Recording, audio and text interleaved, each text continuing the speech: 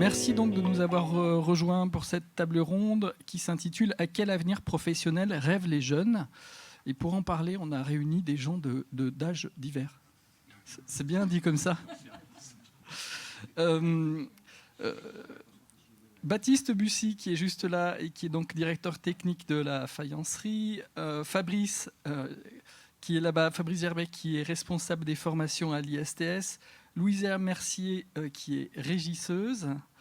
Et Malounine Buard, qui est étudiante à l'heure actuelle à l'ENSAT en direction technique.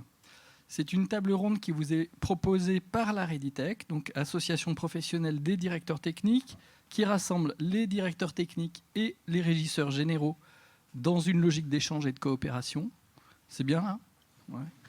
Vous avez le président qui est juste là, il va se signaler. Voilà, n'est-ce pas ? Et vous avez le stand de la Reditech que vous trouverez juste en dessous pour toute information concernant cette association professionnelle. Alors, à quel avenir professionnel rêvent les jeunes ? C'est une question qui va s'imposer au final en réaction.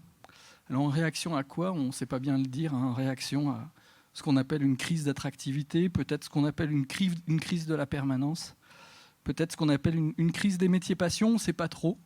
En tout cas, on va en discuter. On ne sait pas trop le nommer, cette crise, qui est certain, puisque c'était aussi le thème d'une des tables rondes précédentes. Cette crise de l'attractivité, elle est bien réelle et vous la vivez dans votre secteur en ce moment. Ce qui est certain, c'est qu'il y a une perte de repères, et c'est de cette perte de repères dont on va discuter. Et puis on va commencer à en parler avec Baptiste. Et puis, voilà, de manière un peu provocante, j'ai presque envie de vous demander, Baptiste, à quoi vous rêviez quand vous étiez jeune ? Oui, bonjour Baptiste. Je me sens toujours jeune en fait. Voilà, parce que quand on m'a demandé d'intervenir, je crois que c'est le président justement qui m'a dit il faut un vieux d'été. Alors j'ai dit bon ok, je suis pas si vieux que ça. Non, en fait c'est une question, je pense qu'on s'est effectivement posé, même nous, que je me suis posé il y a quelques temps aussi suite à la crise sanitaire, où ça nous a permis de nous repositionner peut-être chacun. À quoi je rêvais ? Je rêvais à un métier où au final assez facile d'accès, je pense.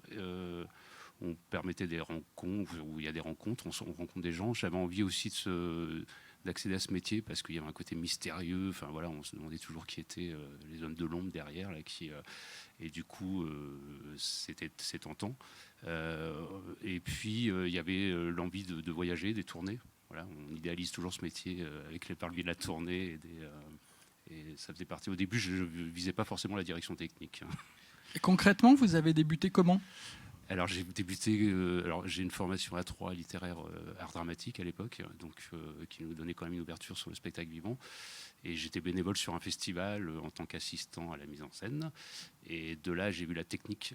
Et du coup, je restais le soir. Et puis, ça se faisait. Donne-moi ton numéro de téléphone. Alors, à l'époque, il n'y avait pas les portables. Donc, et on m'a appelé et j'ai mis un peu le pied à l'étrier. Alors, on commençait à décharger les camions, tout bêtement. Et puis après, derrière, on progresse. On essaie de trouver comment évoluer. Et non, je pense que c'est un des métiers où on pouvait, et je ne sais pas si on peut encore, c'est rentrer sans diplôme, quoi. C'est-à-dire que sans diplôme, ça nous permettait d'accéder à des fonctions, effectivement, alors, de direction technique, mais pas que. Et en tout cas, ça m'a permis ça. Mais oui, je suis rentré pas par hasard, mais en tout cas, j'ai évolué après au gré des contrats et des rencontres. Le métier ressemblait à quoi à l'époque et est-ce qu'il a changé aujourd'hui de votre point de vue ? Alors, il a évolué parce que par là sont passés tout un tas les 35 heures, ce genre de choses. C'est-à-dire qu'à l'époque, c'était plus... on n'avait pas de planning forcément. On arrivait, on nous disait, voilà, vous travaillez. Et je pense qu'on travaillait sur un projet qu'on menait de A à Z, ce qui est encore le cas. Mais il y avait peut-être moins de planification. Je sais, peut-être moins d'attention au droit du travail, on va dire aussi un peu. Et puis on s'engageait plus sur une parole, quoi. C'est-à-dire qu'à partir du moment où on disait OK, on y allait. Donc, je me souviens avoir fait des horaires pas possibles. Je ne ferai plus maintenant, hein, c'est clair. Mais... Et avec votre regard, donc pas ancien, pas encore, mais en tout cas avec votre regard actuel, comment vous les regardez, ces jeunes, cette nouvelle génération qui arrive ? Bienveillant, déjà. Non, mais je pense qu'ils ont plein. En fait, ils sont plus. Je sais pas si la passion est au même niveau. J'espère, mais en tout cas, ils ont peut-être un regard, comment dire, plus. sont plus attentifs, je trouve, à la qualité de. C'est-à-dire que je ne suis pas sûr qu'ils s'engageraient comme on s'est nous engagés à l'époque. Je pense qu'il y en a qui le font, hein. Mais ils sont peut-être plus attentifs à ce qu'on appelle la qualité de vie, c'est-à-dire qu'ils se renseignent peut-être beaucoup plus. On a aussi, je pense, on en discutait hier, il y a aussi un métier qui s'est beaucoup sectorisé, c'est-à-dire qu'avant il y avait beaucoup de perméabilité entre, c'est-à-dire que moi j'ai fait du plateau, de la lumière, et après c'est une espèce de polyvalence pour arriver à la direction technique. Maintenant, je pense que c'est encore possible, mais on voit bien qu'on a des métiers qui sont de plus en plus hautement qualifiés, qui du coup demandent des compétences qui fait que cette polyvalence elle est peut-être moins présente. En tout cas, voilà, moi je la vois moins, quoi. C'est-à-dire qu'on embauche quelqu'un pour une fonction bien précise. Et en préparant cette table ronde, vous disiez aussi peut-être qu'ils sont moins prêts aux concessions. Je vous cite, je balance un petit peu, hein. Un planning donné est un planning donné. Oui. Et puis, je vais aussi dire que derrière, vous avez immédiatement rajouté, c'est plutôt une bonne chose.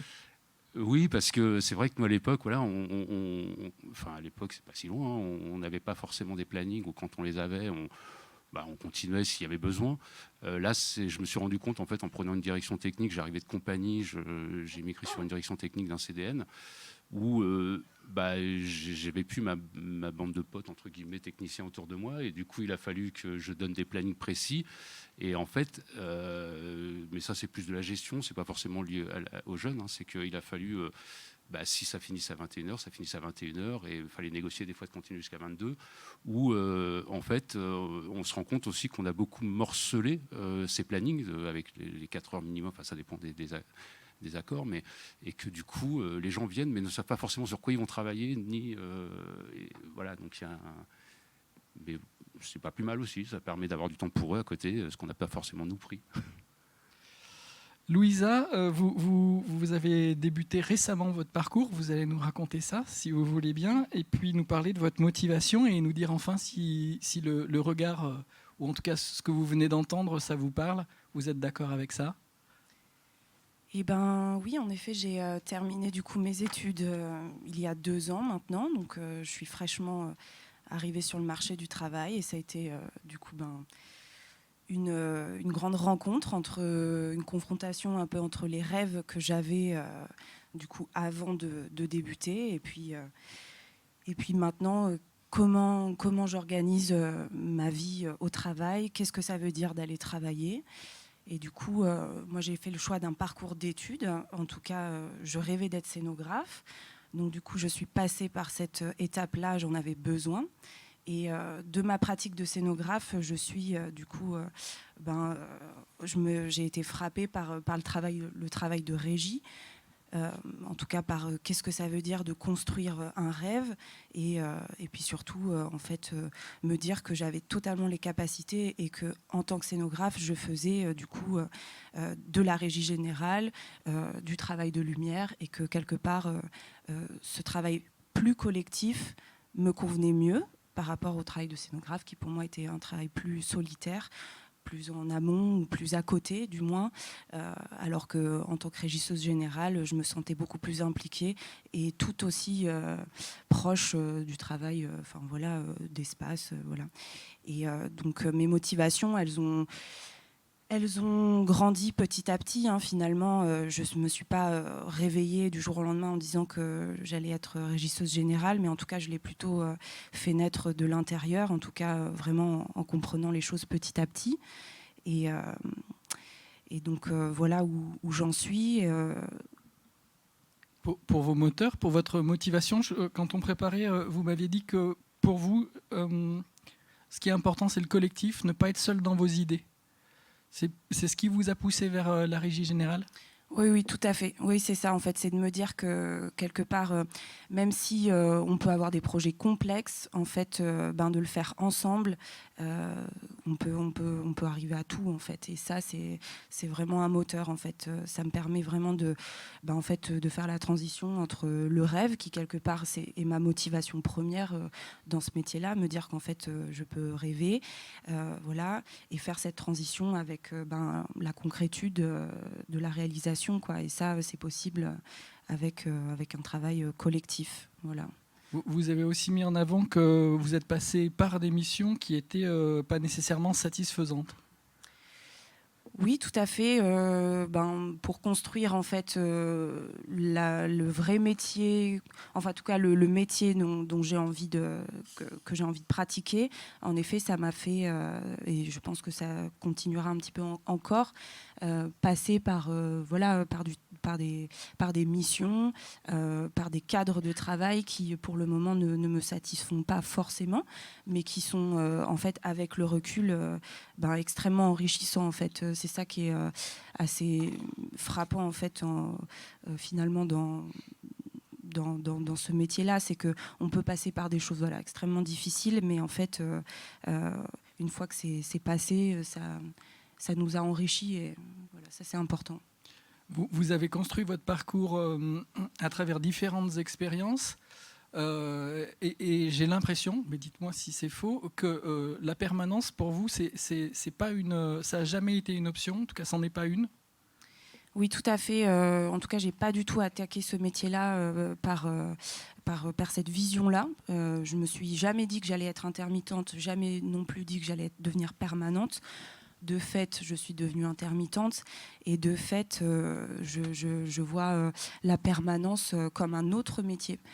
Très sincèrement, voilà. Et du coup,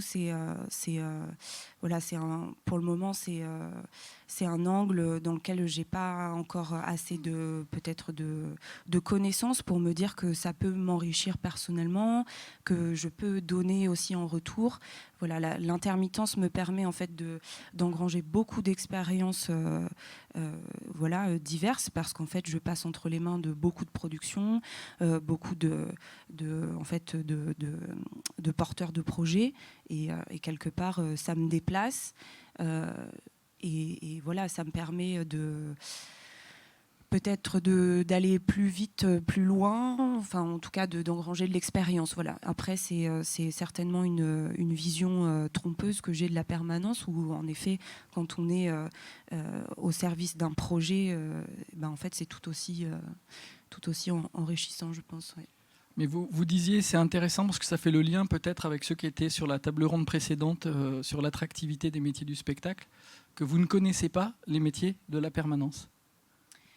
Oui, je pense très mal en fait. Je pense oui, en effet, parce que déjà, en fait, j'apprends à connaître mon métier, à savoir où est-ce qu'il commence, où est-ce qu'il se termine, où est-ce qu'il y a du flou, parce qu'en même temps, c'est intéressant que les choses surfe un petit peu, mais du coup, pour le moment, ça me permet pas, en tout cas, d'être visionnaire sur comprendre qu'est-ce que c'est exactement le métier de permanent. Puis ça veut tout et rien dire, en fait, d'être permanent. Je pense que en fait, ça correspond aussi à des étapes de vie, des étapes de connaissance de qui on est personnellement.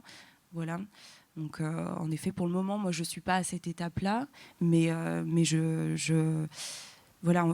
j'écoute et je regarde beaucoup toutes les personnes qui m'entourent parce que quelque part,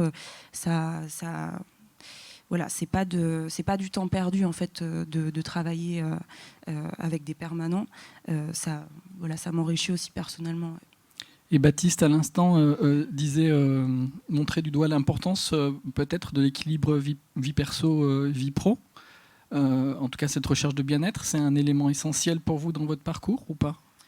Oui, tout à fait. Et c'est assez compliqué. Enfin, voilà, peut-être qu'aussi ce qui me questionne en tout cas sur la permanence, c'est le bien-être au travail quelque part, et c'est vraiment une question qui m'habite énormément en ce moment. Voilà, parce que je me demande en fait comment on peut faire ce métier à 100 à l'heure sans non plus y laisser des plumes, en étant aussi en fait alimenté de choses qui personnellement nous enrichissent, et du coup je vois, à mon sens, c'est mon avis, en tout cas, la permanence comme quelque chose, quelque part, où, au contraire de l'intermittence, où je peux aller à 100 à l'heure, mais je sais quand ça se termine, la permanence, on est sur une temporalité qui est tout autre. Et ça, déjà, en tant qu'intermittente, j'ai du mal à gérer ma vitesse et les 100 à l'heure. Alors je me dis comment est-ce qu'on fait quand on est permanent, voilà. Et je pense que ça peut prendre du temps pour comprendre ça, pour gérer ce temps en fait, qu'on est sur quelque chose de beaucoup plus beaucoup plus long. Malounine, vous êtes actuellement donc étudiante en direction technique. Donc peut-être vous préparez-vous justement à aller vers la permanence, en tout cas vers le métier de directeur technique.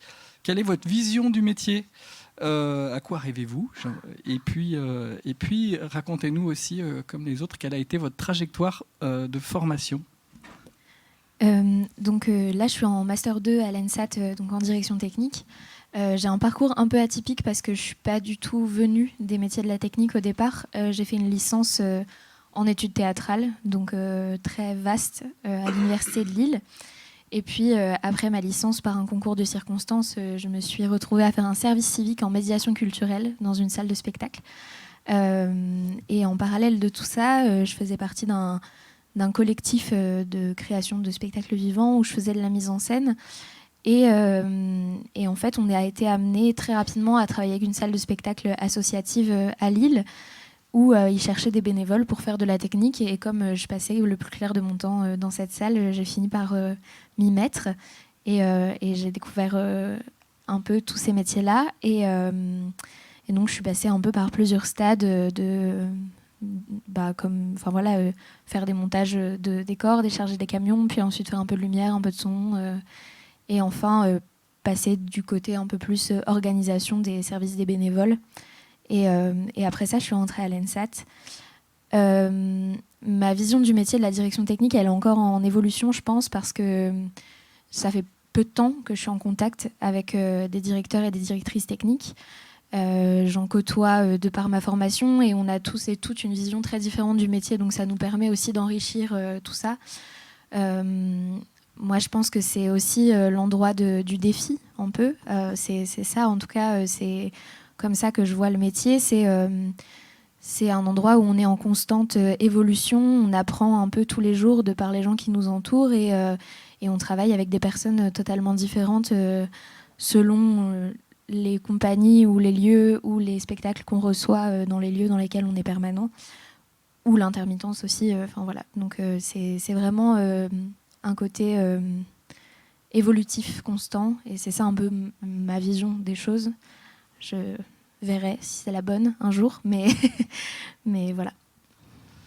Comme Louisa, au final, toujours en mouvement, l'importance du collectif, c'est vos moteurs. Oui, et de la création. Enfin, je pense qu'on est là parce que... Enfin, en tout cas, moi, je suis là parce que je suis aussi passionnée par le spectacle vivant. Donc, du coup, c'est l'importance de cette passion qui a un impact aussi sur tout ça. Donc, il y a le collectif, la passion et les choses qui nous animent ensemble. Et vous vous retrouvez au même endroit que Louisa également sur cette question d'équilibre vie perso, vie pro ? Oui, beaucoup. En fait, je pense que comme tout métier, si trop rapidement on s'épuise dans notre travail et que l'investissement il est au-delà de ce qu'on est capable de fournir, si on perd cet équilibre, on finit par avoir envie de quitter la profession. Et moi, c'est pas du tout ce que je cherche. J'ai envie de pouvoir entretenir ma passion en sachant faire un équilibre entre ma vie d'à côté et d'avoir une vie perso remplie, et aussi une vie professionnelle saine et un rapport de bien-être avec les gens avec qui je travaille, mais aussi sur mes horaires, etc. etc. Vous m'avez dit, moi je suis libre sur le plan géographique. Quand je vous posais la question après l'INSAT, vous vous voyez où ? Je suis libre sur le plan géographique. Je voudrais trouver une structure dans laquelle je me sens bien. Oui. Mais ça veut dire quoi, une structure dans laquelle vous vous sentez bien, juste pour voir si elle est dans la salle ? N'hésitez pas, je sors en septembre.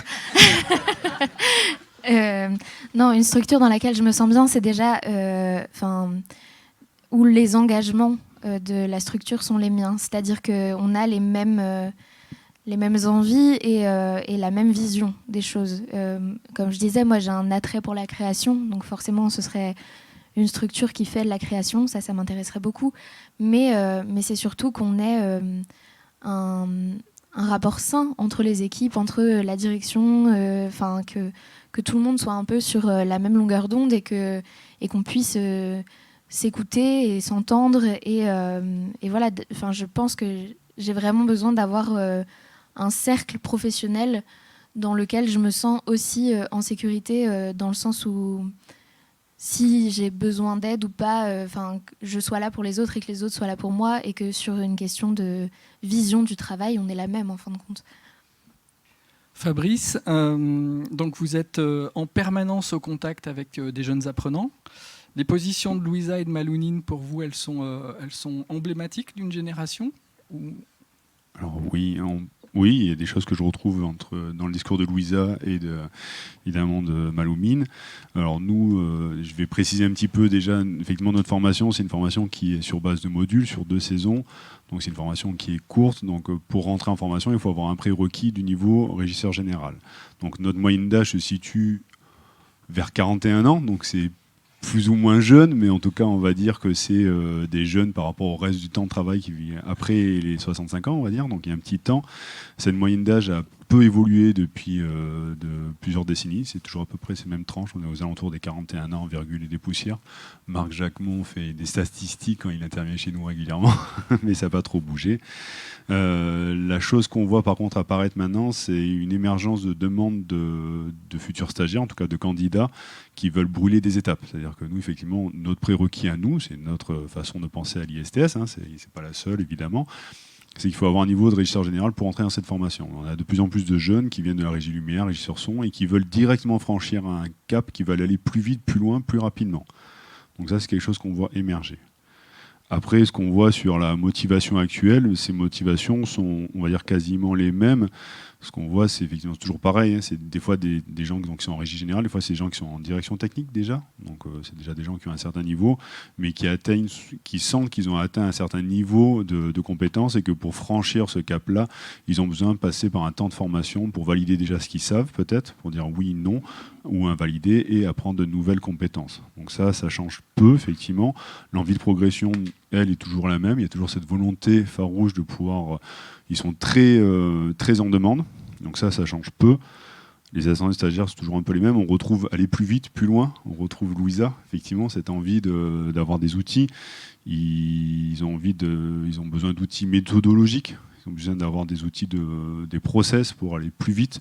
Effectivement, par l'expérience, on y arrive, mais le temps de formation permet de réduire ce temps-là pour acquérir des compétences plus vite. Donc ça, c'est un peu ce qui ne bouge pas vraiment dans les formations qu'on voit depuis quelques années. Là, avec effectivement le Covid et tout ce qui se passe, on voit par contre des choses qui sont différentes. C'est-à-dire que la passion est toujours la même, il y a toujours l'envie d'apprendre, il y a toujours cette soif-là, il y a toujours envie de travailler. Par contre, la passion se vit différemment et c'est juste un reflet de la société. Hein.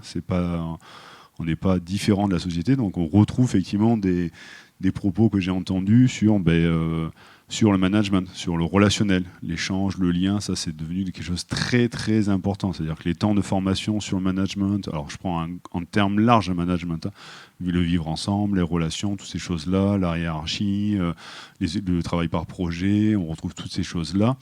C'est devenu quelque chose de plus en plus prégnant. Ce temps-là de formation est de plus en plus long. C'est des demandes des stagiaires, ils ont ce besoin-là vraiment concrètement. Ce qu'on retrouve aussi, évidemment, c'est la démarche RSE d'une entreprise. Pas simplement du point de vue écologique, mais aussi toute la démarche de savoir, on en a parlé avant, c'est toi qui demandais, ou Louisa, je ne sais plus, qui demandait combien il y a de personnel féminin dans l'entreprise. Ça, il y a peut-être 5 ans en arrière, personne aurait osé le demander. Maintenant, ça en fait partie. Donc la démarche RSE et RSO en formation est de plus en plus présente. Donc ces temps-là de formation, pareil aussi, ils doublent quasiment à chaque section. Ce qui pose un problème, c'est qu'à un moment donné, la formation, elle n'est pas extensible. Donc il y a toujours les problèmes de sécurité, il y a toujours les problèmes d'hygiène, etc., etc. Bon, voilà, passons. Et la chose qui bouge aussi beaucoup, c'est la qualité de vie au travail. Cette qualité de vie au travail, on le retrouve aussi dans le temps de formation. Donc pourquoi j'ai parlé des 4 mois, des 4 modules, c'est 4 modules d'1 mois sur 2 saisons. Donc c'est un temps de formation qui en réalité extrêmement court. On a l'impression que c'est très long, mais quand on le vit, il y a des anciens stagiaires qui peuvent témoigner, c'est très très court en réalité. En 1 mois sur un sujet d'hygiène et de sécurité, on se rend compte qu'il faudrait peut-être 2 mois, 3 mois, mais de toute façon, on n'a pas le temps, on ne peut pas, au niveau financier aussi, c'est un peu une problématique. Donc on a ce temps-là. Ce que je vois apparaître depuis, on va dire, 2 sections, c'est que les stagiaires avant, vu que c'était une espèce de bulle temporelle, ils se donnaient à 200%. C'est-à-dire qu'il y a 35 heures de cours semaine, il y a une étude de cas à rendre à la fin du module, les gens ils travaillaient au moins 35 heures chez eux, les week-ends, le soir, donc ils faisaient des semaines de 70 heures, concrètement. Maintenant, ce qu'on voit, c'est que même en formation, les stagiaires ne sont plus prêts, en tout cas, à prendre ce temps-là, même si c'est une bulle, même si c'est court, ils ont toujours envie de pouvoir quand même rentrer le week-end, profiter de leurs enfants, voilà, profiter de leur famille. Le soir, pareil, pas forcément travailler 4 heures d'affilée sur une étude de cas, peut-être qu'1 heure. Donc on commence à voir émerger ça de façon de plus en plus marquée dans la formation. Et ça, c'est quand même très récent, hein. Ça a 4 ans, même pas, quoi. Voilà, pour faire le tour un peu de cette première thématique. On arrive un peu à la conclusion. Dites-moi si je me trompe, que la passion, elle est toujours là, elle anime toujours, c'est toujours un moteur, mais elle vit différemment. Différemment, même pendant le temps de formation. Et même pendant le temps de formation. Et est-ce que, pour faire le lien avec l'introduction, est-ce que cette crise, si tant est que ce soit une crise d'attractivité qu'on vit sur le terrain, c'est pas justement cette difficulté qu'on a à faire vivre nos métiers passion avec une demande d'équilibre entre vie pro et vie perso, entre QVCT, qualité de vie, des conditions de travail. Malounine, sur cette question, qu'est-ce que vous en pensez ?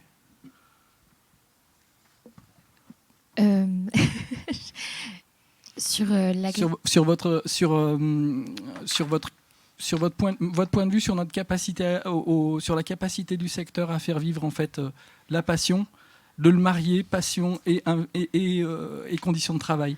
J'ai l'impression, en tout cas de mon regard, que ça a quand même évolué déjà d'une certaine façon, que le secteur permet un peu plus cet équilibre. Moi, je pense que 10 ans en arrière, j'aurais pas fait ce métier. Et que les choses sont en cours d'évolution et que dans les formations aussi on commence à nous parler de ce qu'on disait, du bien-être et de tout ça, donc c'est quelque chose qui est déjà en transition. Vous l'avez vu ? J'ai envie de vous poser cette question parce que quand j'en parle avec certaines personnes, ils me disent non, mais ça n'a pas du tout évolué. Et vous l'avez vu, vous le constatez ? Oui, alors je le constate parce que j'ai rencontré des gens qui m'ont permis qui m'ont dit que ça avait évolué sur les 10 dernières années, des personnes qu'on a eues en formation à l'ENSAT et d'autres personnes que je connais qui sont dans le métier par d'autres biais, qui m'ont dit que sur les 10 dernières années, ça avait quand même changé. Vous avez des pistes à nous donner à nous ? On voudrait savoir comment on fait. Pour faire changer les choses ? Pour marier les deux, pour faire changer les choses. Je pense que c'est une histoire de communication aussi entre les différents parties d'un lieu. Après, j'ai pas la solution à tout. J'avoue que je pense que tout est une histoire de discussion et de faire connaître ses besoins et peut-être de travailler avec des équipes plus grandes. Je sais pas encore exactement comment on va faire transitionner ça. On va revenir sur un des éléments qui est vraiment le fil rouge de cette table ronde. Vous m'avez dit, je crois que c'est le collectif qui va faire changer le monde. Oui, pour moi c'est le cas. Je pense que déjà au départ, on est conscient dans nos métiers que le collectif fait changer beaucoup de choses. Que plus on travaille ensemble, mieux ça fonctionne. Et pour moi, le collectif va évoluer dans un collectif qui soit plus généralisé entre tous les corps de métier et peut-être qu'on va réussir à trouver un équilibre grâce au collectif. On posera tout à l'heure la question au président de la Reditech ici pour voir comment il s'empare de cette question. Voilà, question piège, merci, voilà. J'ose y croire. Baptiste, vous êtes d'accord avec Malounine ? Oui, et moi pour avoir changé de poste, pas de poste, mais de maison il y a peu de temps, en fait j'ai trouvé une direction qui était à l'écoute de pas de problématique, mais en tout cas de cette évolution, et qui en tenait compte. C'est-à-dire qu'on n'était plus dans, même si on est au service d'un projet, parce que voilà, ça reste un projet même sur une scène conventionnée, en tout cas il y a un collectif de direction qui n'en porte pas le nom, mais voilà, on se consulte régulièrement, et on est là, c'est plus un management sur la bienveillance et sur comment tenir compte de ça. Et alors moi, avant, mon parcours de précédent fait que j'étais un peu, comme étant tout seul, je passais beaucoup de temps au bureau. Là, je me suis rapproché et du coup, ça me force à me structurer aussi sur des horaires. Il y a un truc qui est pas mal aussi là-dessus, c'est le train. C'est-à-dire que j'ai un train à telle heure et voilà, ça me force aussi à quitter mon boulot. Après, c'est pas pour autant qu'on peut déconnecter complètement. C'est-à-dire qu'on a toujours en tête ce sur quoi on a travaillé, ce sur quoi on doit travailler. Mais en tout cas, j'essaye d'être... je sens que ma direction est beaucoup plus attentive à ça. Et de fait, moi, je le suis aussi vis-à-vis des équipes, quoi. C'est-à-dire que voilà, on essaie de les faire poser quand il faut, de les faire récupérer quand il faut, de leur laisser le temps. Et voilà, et je trouve que ça, c'est une évolution plutôt. Ça n'empêche que le spectacle se fait. Enfin, le spectacle bien se fait quand même, quoi. Vous étiez posé une question, je ne sais pas si entre-temps vous avez trouvé la réponse. On dépend beaucoup des artistes, mais ont-ils, eux, évolué? Ça, c'est une grande question. En fait, mon parcours, oui, j'ai accompagné un artiste pendant longtemps qui m'a fait évoluer vers la direction technique. Je ne suis pas sûr qu'ils aient beaucoup évolué parce qu'un artiste reste tourné autour de sa personne, hein, même si, alors effectivement, je vois de plus en plus de collectifs arriver, donc il y a un partage comme ça même de l'artistique. Mais c'est vrai qu'en étant en CDN, on est quand même au service d'un artiste qui peut être égocentrique, hein, voilà, et qu'on doit accompagner, chose que j'ai pas voulu faire sur l'artiste suivant qui arrivait, parce que voilà, j'avais pas envie de repartir sur une histoire artistique avec quelqu'un. Mais et surtout, je pense que ça aurait demandé beaucoup de passion, là, d'implication surtout, et j'avais plus envie de ça.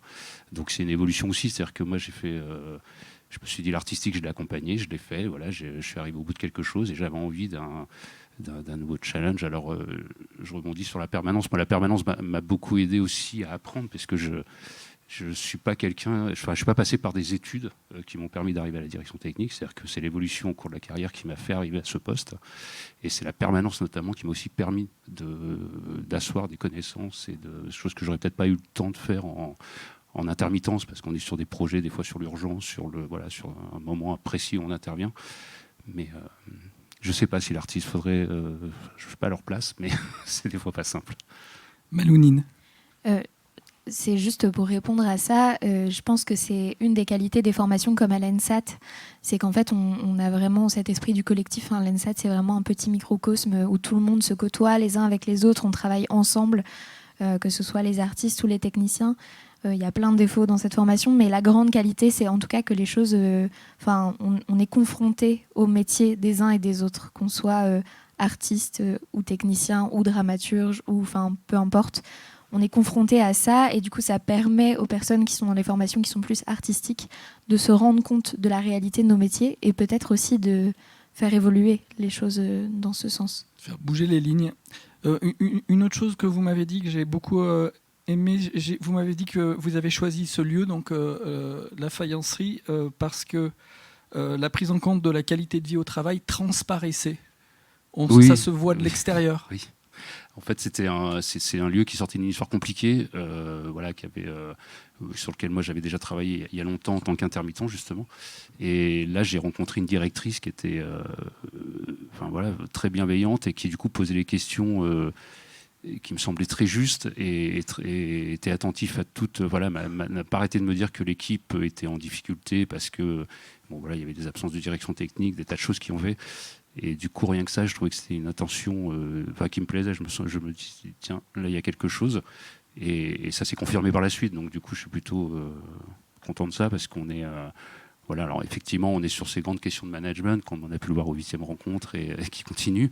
Et là, pour le coup, il y a un accompagnement qui s'est fait aussi au sein de la structure pour pouvoir justement mener ces questions de management. Et surtout, je trouve qu'il y avait vraiment une adhésion à un projet, quoi, mais qui soit tant humain que artistique. Louisa, vous êtes donc confrontée à cette réalité-là depuis 2 ans. Vous y êtes arrivée, cette alchimie, à faire coïncider, à faire en sorte que se marie à la fois votre passion et votre qualité de vie? Eh ben, pour le moment, non. mais je perds pas espoir. Je perds pas espoir. Voilà, non, quelque part, j'avais anticipé ce moment-là de ma vie où où j'allais avoir du mal à rejoindre les deux, en tout cas travail et puis vie privée. Mais voilà, je me dis que quelque part, s'il faut passer par là pour comprendre des choses, je le fais avec joie. En tout cas, je le fais pas. Je me dis pour moi-même, je me souhaite de ne pas avoir de regrets, et je n'en ai pas pour le moment. Donc tant mieux. En tout cas, je sais que en fait, je me dis que je peux avoir plein de métiers dans ma vie, je peux avoir plein de façons de travailler et que quelque part, là, je suis dans une étape et prochainement, j'en aurai une autre et peut-être après, encore une autre. Et quelque part, voilà, dans toutes ces étapes-là, il y aura peut-être des étapes plus heureuses, en tout cas, pour répondre à cette question, plus heureuse, plus équilibrée. Et peut-être qu'il y aura une étape où ce sera la permanence. J'aime me souhaiter que la permanence n'est pas une fin en soi, que quelque part je peux passer par là et me dire qu'en fait je ne suis pas obligée de rester des années, parce que l'importance pour moi c'est d'être dans le mouvement. Dans le mouvement et d'avoir de la passion en fait pour le projet pour lequel je pourrais signer une permanence en fait. Quelque part, voilà, je rejoins Malounine sur l'idée de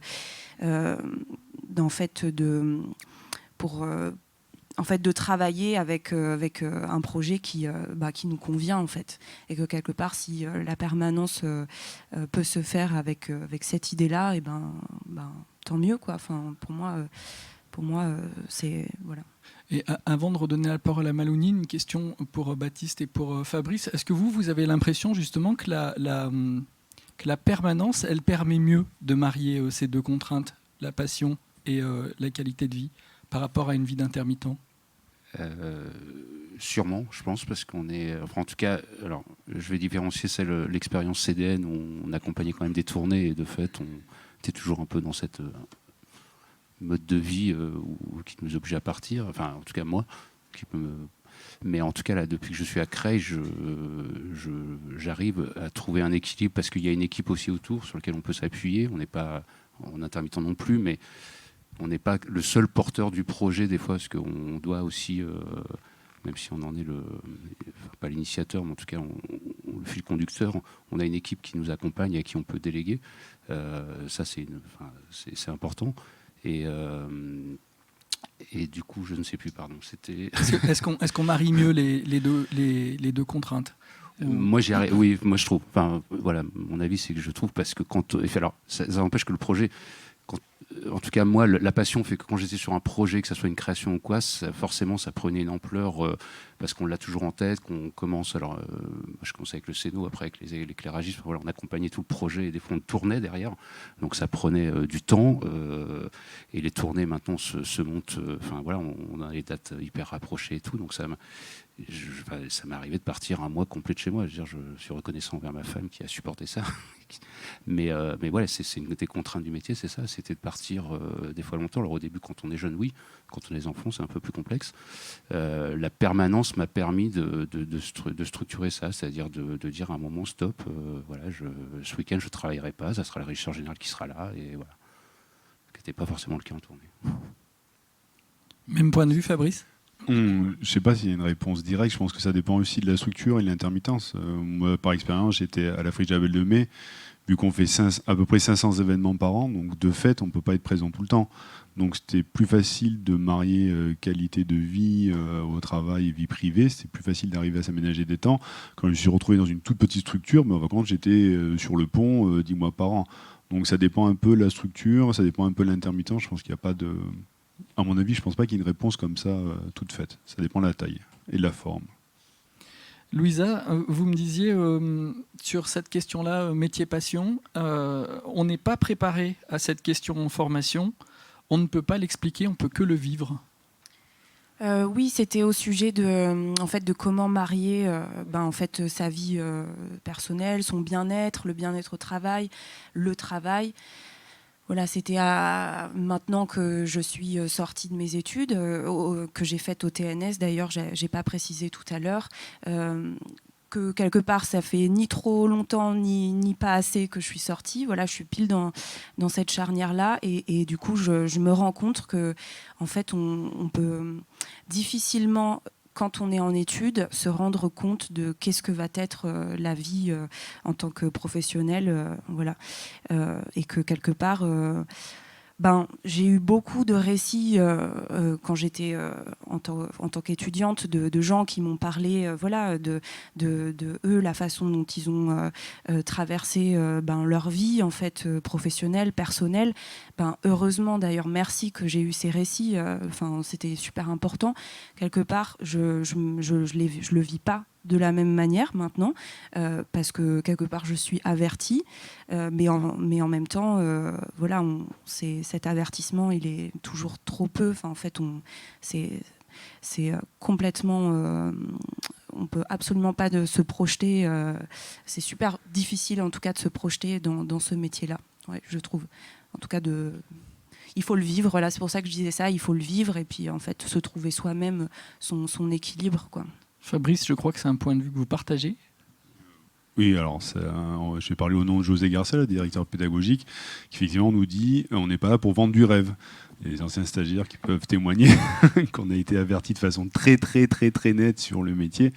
Ce qu'on voit surtout, on a une obligation d'honnêteté vis-à-vis des stagiaires. Effectivement, en cours de formation, c'est vrai que plus ils avancent dans la formation, plus ils se rendent compte de la charge de travail, de responsabilité qui incombe à un directeur technique à l'heure actuelle, de facto et aussi induite. On va prendre combien de directeurs techniques ici se sont retrouvés à faire les plans Covid alors que normalement ça ne va pas être forcément que lui. Combien de directeurs techniques présents dans la salle se sont fait le document unique grosso modo tout seul parce que personne ne veut s'en occuper. C'est pas forcément un document. Bon, voilà, donc ce genre d'exemple, nous, on a l'obligation d'être honnête vis-à-vis des stagiaires, et c'est vrai que plus ça avance, plus les stagiaires se rendent compte de la charge de travail, l'exigence et le niveau de responsabilité d'un directeur technique. Donc des fois, ça peut être un frein, effectivement, donc ça pose des questions de savoir est-ce que j'ai vraiment envie de devenir directeur technique. Donc c'est pas souvent, mais ça arrive que des gens disent mais moi, régisseur général, en fin de compte, c'est la place qui me convient le mieux. Ils vont au bout de la formation parce que ça les passionne, ça les intéresse, mais ils se rendent bien compte que leur place est plutôt d'être au niveau de la régie générale et pas d'arriver à une direction technique qui évolue avec le temps. Ça, on pourrait faire l'évolution de la direction technique à travers ces 20 dernières années. Donc ça, bon, c'est pas la majorité, mais quand même, il y en a, c'est de plus en plus marqué. Sur la dernière promotion, ça a été assez marqué. Voir des gens qui, sur la promotion que j'ai faite avec certains camarades, une personne a carrément arrêté de travailler dans le spectacle vivant. Ça s'est dit, régie générale, ça ne me convenait plus. J'espérais que la direction technique allait me permettre d'évoluer. Et il se rend compte que la direction technique, non, ça évolue vers quelque chose qui lui plaît encore moins que la régie générale. Donc du coup, c'est quelqu'un qui a quitté pas le secteur culturel, il est resté dans le domaine de la culture, mais le spectacle vivant, à proprement parler du point de vue technique, il a quitté cette chose-là. Donc nous, en tant que centre de formation, on a l'obligation d'être honnête vis-à-vis des stagiaires qu'on a sous notre responsabilité le temps de la formation. Et oui, vous me disiez que le poids des responsabilités, ça les percute en formation. Oui, ça les percute. Au fur et à mesure, suivant les modules, ça devient, sur le premier module, c'est l'administration, gestion de projet, etc. Donc là, ça va. On rentre, on va dire, de façon pas trop dure, mais quand on arrive sur un module d'hygiène et de sécurité, là, forcément, ça commence à les percuter. Quand on arrive sur un module de maîtrise d'usage, ça les percute aussi. Donc voilà, toutes ces choses-là, ils se disent, ouais, mais comment je vais arriver à faire tout ça en tant que directeur technique? Donc ça pose des questions de... oui, comment vont évoluer nos métiers, comment vont évoluer les organigrammes de nos structures, etc. etc., etc. Et une dernière question avant de passer la parole aux questions du public. Louisa disait, alors je vais juste la citer parce que j'ai beaucoup aimé, on est très imbibé de la pensée d'une génération de directeurs techniques. Est-ce que, et la phrase d'après c'est « j'ai pas envie de ça ». Est-ce que du coup, pour faire évoluer cette position, est-ce qu'il ne faut pas que la génération de directeurs techniques qui va enseigner aux jeunes apprenants change aussi ses représentations? Ça, c'est pour vous, Monsieur Fabrice. Oui, là, je sentais bien que c'était vers moi. Ça a dérivé lentement de Louisa à moi.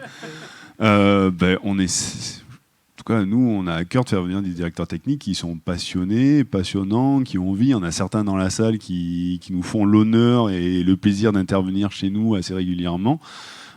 C'est des gens qui sont passionnés et c'est des gens qui sont pas, entre guillemets, d'une vieille génération où, genre, si tu travailles pas 70 heures par semaine, qu'est-ce que tu fais dans ce métier? Parce que des fois, on peut entendre ce genre de discours-là. Mais on l'entend aussi de moins en moins.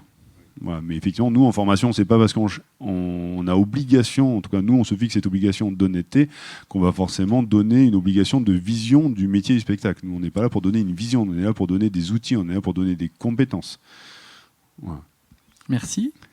Alors maintenant, ça va être à vous de contribuer. On a très envie de vous entendre sur cette question-là. Est-ce qu'on est capable collectivement de faire évoluer le métier, de faire en sorte que la passion se marie avec le terrain, avec les métiers du spectacle? On a très envie de vous entendre sur cette question et sur votre point de vue sur cette question. Et puis évidemment, posez vos questions aux intervenants. Alors je vais passer le micro. Est-ce que Monsieur le Président de la Reditech, vous voulez lancer le mouvement?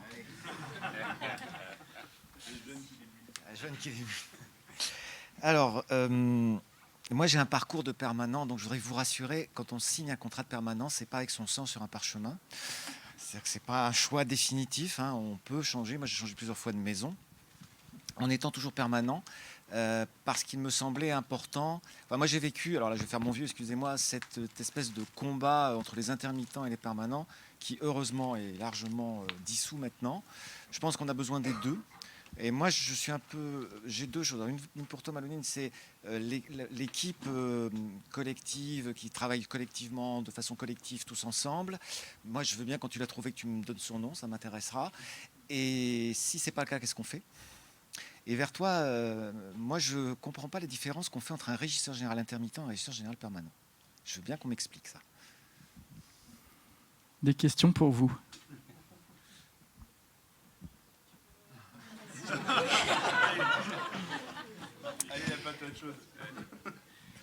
La différence, je crois qu'elle se situe à l'endroit des missions, déjà, je crois. Hein.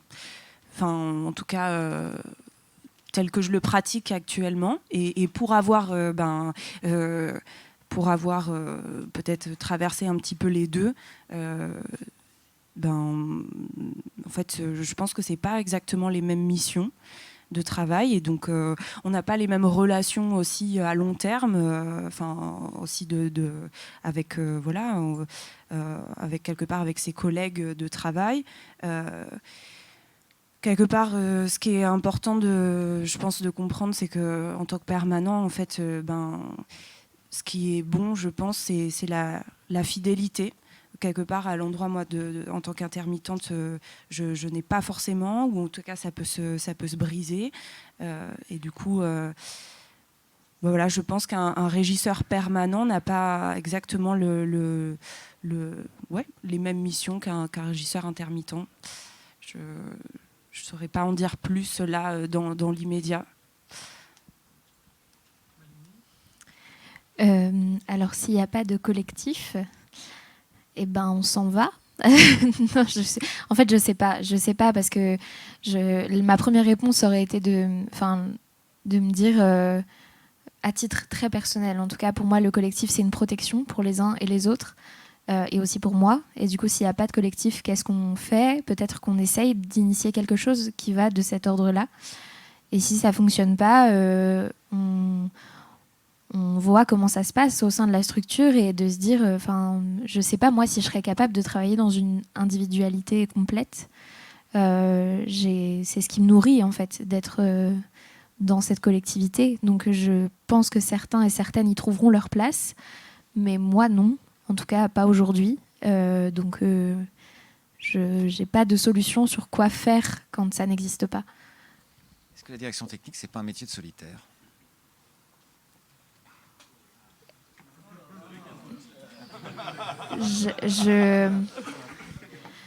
J'ai tendance à croire que non, parce qu'on n'a pas, en tout cas nous, la façon dont on voit les choses, c'est qu'on n'est pas omniscient. On n'est pas omniscient, donc on va forcément aller chercher des ressources chez d'autres personnes. On va forcément se diriger vers des gens qui sont beaucoup plus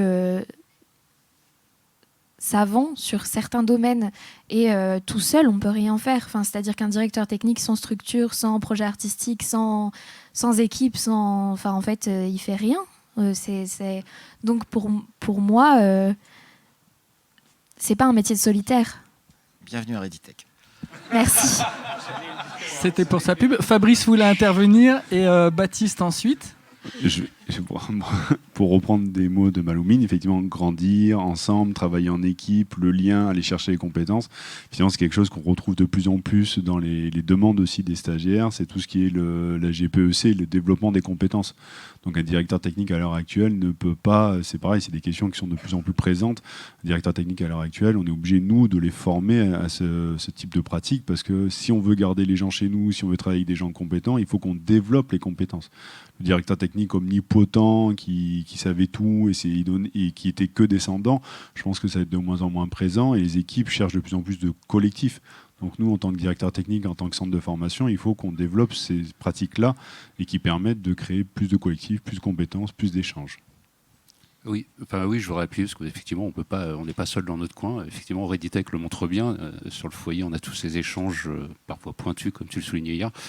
Mais en tout cas, moi, je ne me sens pas du tout solitaire dans ce métier, quoi. J'ai besoin des avis des équipes qui m'entourent et de prendre auprès d'eux les savoirs que je n'ai pas, en fait, puisque moi, je ne sors pas de formation diplômante et du coup, je ne suis pas sachant sur tout et je ne veux surtout pas être sachant sur tout parce que là, on n'en sort plus après. Mais donc, j'ai besoin d'une équipe, ouais, effectivement, autour. Alors, une équipe peut-être d'intermittents, de permanents, mais en tout cas, de m'appuyer sur du conseil. Et même, on voit, pour rebondir, on voit en formation, effectivement, sur notre groupe de modules de formation, on a créé nos outils de communication. Et après, l'ISTS s'est saisi de ça en disant, oui, effectivement, c'est un vrai besoin des stagiaires de communiquer entre eux.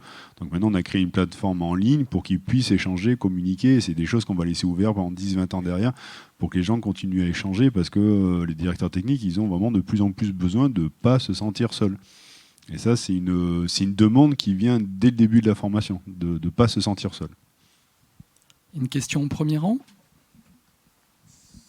Pas vraiment une question.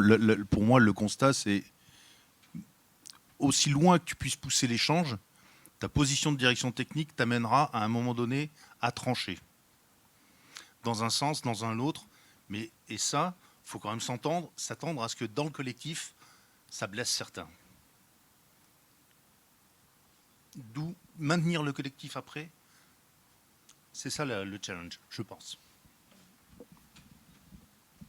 Et là, je pense qu'effectivement, on doit former les directeurs techniques à annoncer une décision et à la maintenir. Et ça, c'est des choses qui s'apprennent aussi, des choses qu'on a rarement appris à faire dans nos métiers. Donner une décision difficile, là, on a une formation en management qui a commencé lundi. Il y a tout un temps, il y a une journée complète consacrée à la gestion de conflits et sur comment annoncer une mauvaise nouvelle. Je ne dis pas que ça résout tout, mais déjà, en tant que directeur technique, la plupart du temps, on ne sait pas annoncer une mauvaise nouvelle. Donc là, on essaye d'apprendre nos stagiaires à annoncer une mauvaise nouvelle, à pouvoir continuer, effectivement, à assumer le rôle hiérarchique de directeur technique. Mais ça s'apprend aussi d'une certaine manière. Je pense que nous, je dis ancienne génération, mais on ne l'a pas appris. Après, l'ENSAT nous apprend bien à annoncer les mauvaises nouvelles. On est très très doués dans ce domaine. mais ça, oui, en tout cas, ça rejoint le management. Je trouve que là, on m'a posé la question dernièrement si je devais choisir une formation. Je pense que ça serait une formation. J'irais vers le management là, parce que je me rends compte que c'est quelque chose qui nous manque. Quand on arrive, du terrain. On n'a pas sa gestion de conflit ou comment effectivement annoncer les choses. Et je pense que ça sera une des prochaines formations que je souhaiterais faire, quoi. Alors, je vais passer la parole à Joseph André. Et puis, on me dit dans l'oreillette que je n'ai pas, qu'il faut bien indiquer lorsque vous prenez la parole de qui parle. Voilà. Alors, c'est bien Joseph André qui parle, ouais. Une question que je voulais vous poser. Est-ce qu'on parle d'un métier atypique, d'un métier qui sort de hors norme? Quand vous prédestinez à ce genre de métier, est-ce que vous avez l'impression d'aller vers un métier atypique?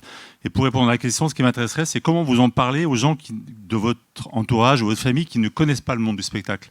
En quoi vous leur vendez le truc? De quelle manière?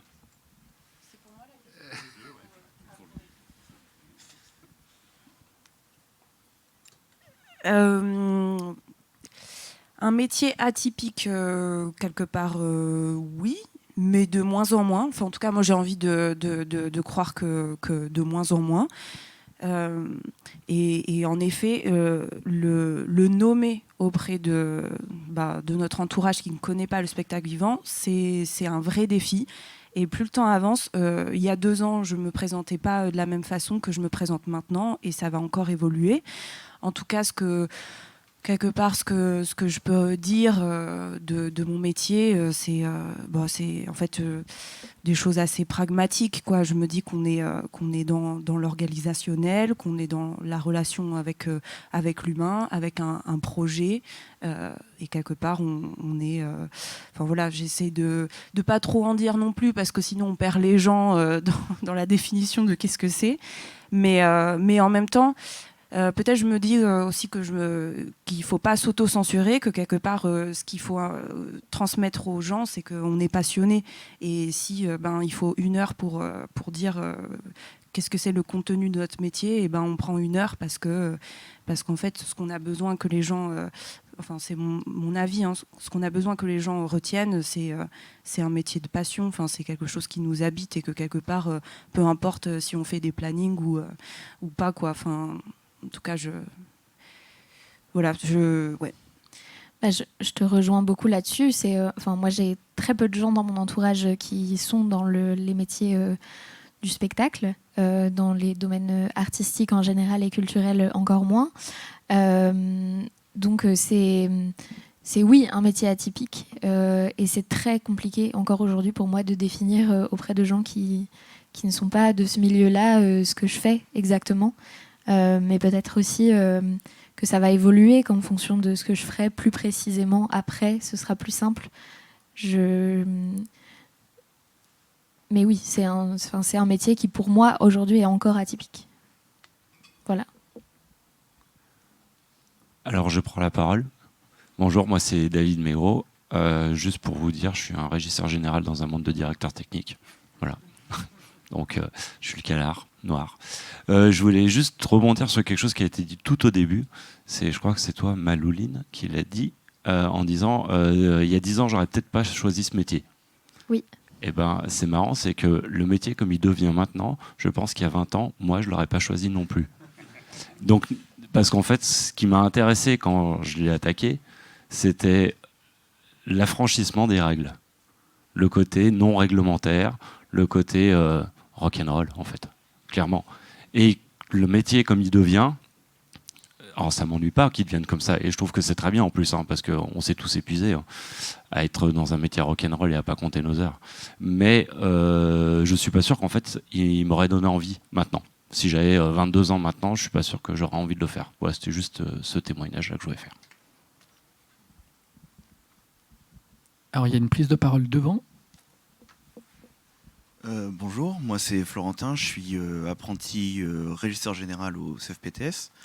Donc je me suis reconnu dans beaucoup de choses qui s'est dit et je voudrais revenir sur la notion de métier-passion. Je pense pas qu'on fasse ce métier-là si on n'a pas la passion, mais je déteste qu'on mette en opposition métier-passion d'un côté et justement règles, code du travail de l'autre côté. Et moi, ma question, c'est comment la génération qui est en place, qui est celle qui n'est pas issue des formations, qui est celle qui s'est fait sur le tas, décharger les camions. Moi aussi, j'ai eu les remarques de à ton âge, je faisais 70 heures par semaine, on dormait au théâtre, enfin voilà. Mais comment cette génération-là est prête aujourd'hui à accueillir la génération qui sort de formation et qui justement est sensibilisée à avoir une vie de famille, pouvoir vivre autour du spectacle et finalement, c'est une passion, mais c'est un métier avant tout.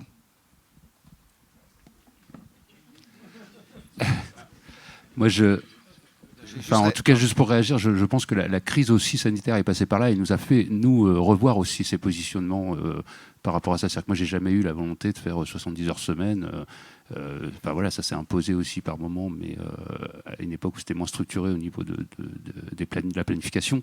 Maintenant, on a des tas d'outils qui nous permettent. On a aussi on sait partager, je pense aussi, les projets peut-être plus et pouvoir un peu et partager du coup le travail de chacun.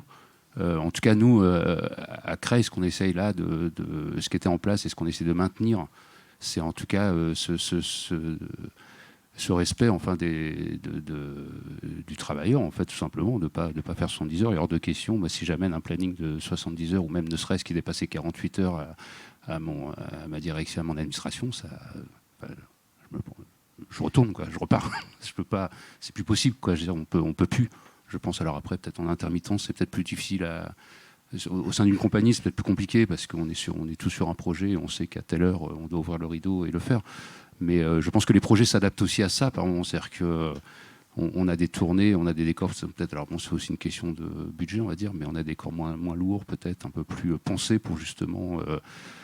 moi, je sais que la dernière fois que j'ai fait un cahier des charges, je demandais à ce que les éléments ne fassent pas plus de tant de kilos. Voilà, il y avait quand même une volonté d'être attentif à ça. Le président de la Réditech Je trépigne. voudrais répondre à la question. Comment on vous accueille, mais les bras grands ouverts. Forcément, je veux dire, on fait partie, donc moi je suis un peu plus âgé que le jeune homme là-bas, on fait partie de cette génération qui a un peu ouvert le métier de directeur technique et qui a découvert ça. Moi aussi, j'ai fait un métier passion et je suis d'accord avec toi que quand j'ai commencé dans le métier, moi c'est parce que je voulais faire un métier que les autres ne faisaient pas. Clairement, et que j'ai fait mes 70 heures, que j'ai fait même plus que ça, que j'ai fait mes 6 mois non-stop et tout ça, et que je suis ravi que maintenant on ne le fasse plus. Parce que moi je me souviens que j'avais des copains à l'époque qui me disaient mais t'es sûr que c'est tout à fait normal? Et ma réponse était mais je fais du théâtre. Enfin, et que c'est stupide comme réponse. Mais c'est aussi la réalité des choses. Et je vais vous raconter une petite anecdote. J'ai travaillé avec un metteur en scène qui était hyper exigeant, mais hyper exigeant. Il était metteur en scène et comédien. Et quand il sortait de scène, il avait un tableau où il marquait les notes pour les comédiens. C'était hyper sympa. Et un jour, je réglais un projecteur et j'avais une règle, que j'étais éclairagiste pendant un temps, c'est que quand je réglais un projecteur dangereux, je le faisais moi-même. Parce qu'à l'époque, on réglait les projecteurs dangereux, je n'ose même pas vous dire comment on le faisait. Bref, j'étais en haut de mon échelle, tout ça là-haut, et il arrive, et il me dit, mais qu'est-ce que tu fais, Jean-Jacques? Et je dis, je règle le projecteur. Il me dit, mais ça va pas, ce n'est que du théâtre. J'ai failli tomber de l'échelle à ce moment-là. Mais cette petite phrase est très forte. C'est hyper important, mais ce n'est que du théâtre. En tout cas, vous êtes les bienvenus. Bien sûr, vous êtes les bienvenus. Et vos façons de travailler qui sont différentes de ce que nous, on a connu. Moi, je cible toujours 1999, c'est le passage aux 35 heures. Et là, dans le milieu professionnel, j'ai dit, mais il y a un truc qui s'appelle le code du travail. Je me demande si on ne doit pas quand même un peu le respecter. Et ça a bougé à ce moment-là, beaucoup de choses. Mais vos façons de faire sont différentes. Permanent, intermittent, c'est créer du spectacle, c'est travailler dans le spectacle, c'est donner à voir au public, parce que ça, c'est une notion qui, pour moi, est indispensable. On est là pour le public, pour donner du plaisir, si possible, au public. Et on travaille de façon différente, mais on est toujours là pour le public.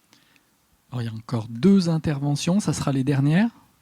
Juste, si je peux, c'est très rassurant d'entendre ce genre de discours. C'est vrai que je comprends la question. C'est des questions qu'on se pose nous aussi. Et on connaît actuellement, nous, ce truc en études, en tout cas, des 78 heures semaine à temps plein, enfermés au même endroit, etc. etc. Et du coup, on a encore, nous, dans notre école, ce discours de oui, mais c'est le théâtre, c'est comme ça que ça fonctionne. Et de ce fait, d'entendre des discours que nous, on essaye de faire évoluer les choses aussi d'une certaine façon, et de savoir que vous êtes prêts à nous accueillir de cette façon-là, ça fait beaucoup de bien. Donc merci. Je veux bien revenir un tout petit peu sur je ne fais que du théâtre et également par rapport au régisseur général, c'est que le code du travail, tu l'as souligné Jean-Jacques, bien heureusement nous a rappelé qu'on fait que du théâtre et c'est important et pourtant je ne peux que rappeler le freinage qu'il y a eu de la part des directeurs techniques avec le refus de ce code du travail qui te disait à l'époque tu ne vas pas dépasser 48 heures par semaine, mais tu es vent debout contre cet empêchement de tourner en rond, alors que heureusement, ça nous rappelait qu'on ne faisait que du théâtre. Mais ça permet de faire le lien vers quoi? Vers le lien que notre métier, il n'a pas forcément perdu une spécificité, qu'on a respecté le temps de travail. Mais il nous a rappelé une chose, c'est que c'est un métier quelque part comme un autre, avec, je ne sais pas s'il est atypique, je n'en sais rien, peut-être, mais en tous les cas, pas plus qu'un autre. Hein. C'est qu'il a ses particularités, tout comme d'autres métiers ont aussi ses particularités, et en aucun cas, nos métiers, pour moi, ont le monopole de la passion. Ça, non, je ne crois pas. Je crois que tous les métiers, on représente de la passion. Bien sûr, tous, je généralise un peu le propos, mais dans l'absolu, c'est le cas. Et j'entends... tu disais, si on peut tutoyer, pardon, Mélousine, s'écouter, s'entendre. C'est pas grave. Je veux une équipe où on peut s'écouter, on peut s'entendre, on peut avoir des rapports sains. Mais ça, je pense qu'on peut le dire, mais où que tu ailles, où qu'on aille, et c'est l'utopie peut-être qu'on a dans la jeunesse de trouver ça, et heureusement qu'il y a cette utopie-là, mais on peut la trouver absolument partout. Enfin, mon seul propos est de dire on a nos spécificités, mais pas plus que les autres. Voilà. Oui, alors bonjour, Bérangère Nolot. Moi, je voulais juste faire une petite intervention pour dire qu'il y avait votre génération, il y avait les anciens, il y avait une génération intermédiaire qui arrive aussi, qui vient de la formation, qui vient aussi d'avoir appris sur le tas, donc on est dans l'entre-deux. Et tout ça, en fait, c'est une sorte de continuité. Donc voilà, il n'y a pas des jeunes et des vieux, il y a entre les deux aussi. Et voilà, c'est tout ça fait un bel ensemble. Et sur le côté métier-passion, on a assisté à une table ronde à Boulazac sur la prévention des risques, à côté de Périgueux. Le Cube, je crois, ça s'appelle, le centre de cirque. Effectivement, il y a une psychologue du travail qui est intervenue, ou un psychologue du travail, je ne me souviens plus exactement, qui expliquait effectivement, dans la majorité des cas d'accident, c'est lié au métier passion. Donc il racontait qu'en fin de compte, il faut arrêter de parler du métier passion, on n'arrête pas de dire ça, mais qu'en fin de compte, les maçons, bien souvent, ont des accidents parce qu'ils doivent finir un truc, ils ont oublié, ils prennent un escabeau, ils vont mettre le dernier qui rompt. Donc on stigmatise en disant que les maçons n'ont pas un métier passion, mais bien souvent, ils ont des accidents. C'est les maçons, tous les autres corps de métier, parce que la première cause, c'est le métier passion. Ils veulent aller au bout de la chose, ils ont envie d'avoir que le travail soit bien fait.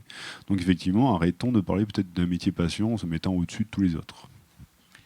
Je crois qu'on est en dépassement de temps. Mais Malounine, le dernier mot. Non, c'est bon. Donc il nous reste à vous remercier, remercier les intervenants, vous remercier vous aussi. Alors les directeurs techniques, là, je ne sais pas comment on était en termes de RP, là, parce qu'on a tout cassé, là, je crois. Merci à tous. Tout va bien, tout va bien. Bon, bah tout va bien, tout va bien. Pour mémoire, vous avez le président de la Reditech qui est ici, le stand de la Reditech en dessous, et puis on est à votre disposition pendant quelques instants si vous voulez continuer les échanges. Merci beaucoup.